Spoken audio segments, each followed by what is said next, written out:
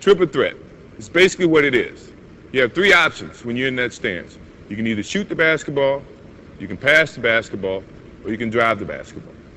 And using those three options, I think you should always articulate what the defense is doing to you.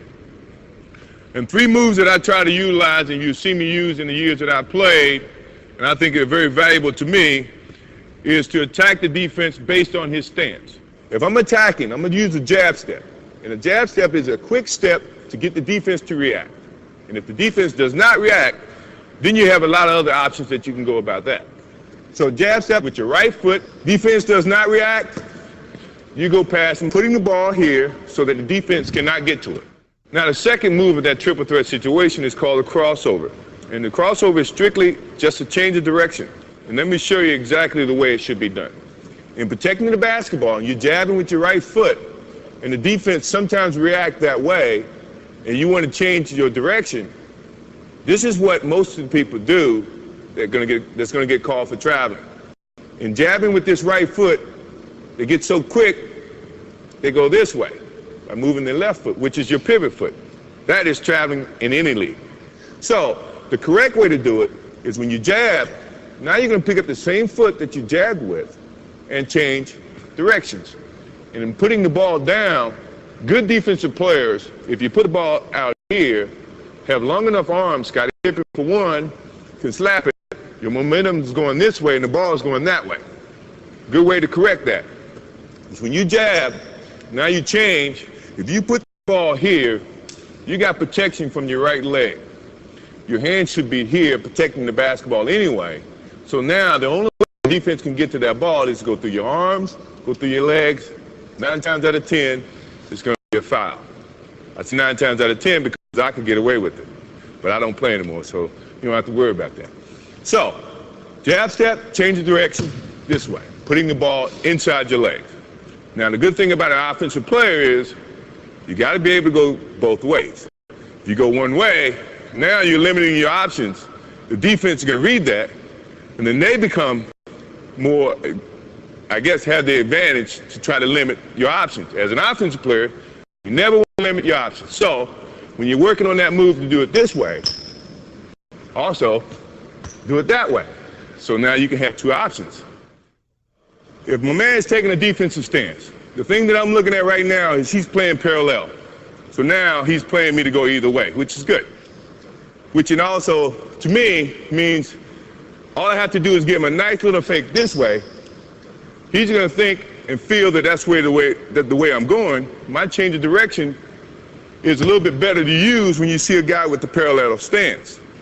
Mainly because he doesn't know where you're going.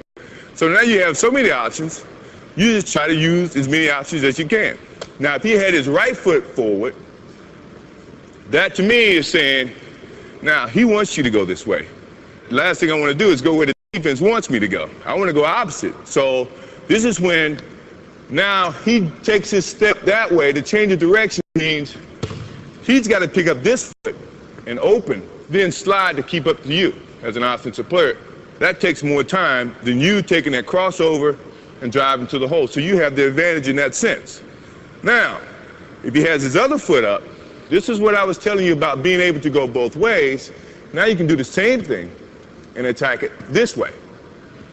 You see what I mean? So now he can't limit your options. So you should look, before you take your stance, look how the defense is playing you, and then decide which is your pivot foot, your right foot or your left foot, and then attack. The third part of that triple threat situation involves the shot, fake shot, and a little bit of the crossover as well as the drive to the basketball hole. So, and that is, when you jab, the defense does not react, or it does react. It takes a step back. Now you bring the shot into motion. If you fake this, or you want to shoot it, or if you're a good shooter, this is a move you probably should use more often because it gets the defense off balance. If you jab, now you come up for the shot, 9 times out of 10, if you're a good shooter, the defense is going to come this way. And as a defensive player, you never want to be out of position. Once you're out of the air or out of position, offensive player can attack that position. So when the defense goes up, now you can go this way, go to the hole, stop, pull up, and shoot a jump shot. All right? If you're a good shooter, Glenn Rice. If you fake the shot or you jab, now he doesn't react or he does react, take a step back, now it opens you up for the shot. Now if you make a couple of those shots, his first reaction is, well, I can't let him shoot another jump shot. I got to come up there and challenge it. So he's going to come up and challenge.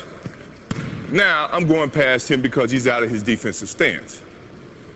So if you understand what I'm talking about, it puts the offensive player in a great advantage because the defense the whole time is guessing. And you know when you guess, you have an opportunity of being right, and you have an opportunity of being wrong. And I like those odds as an offensive player.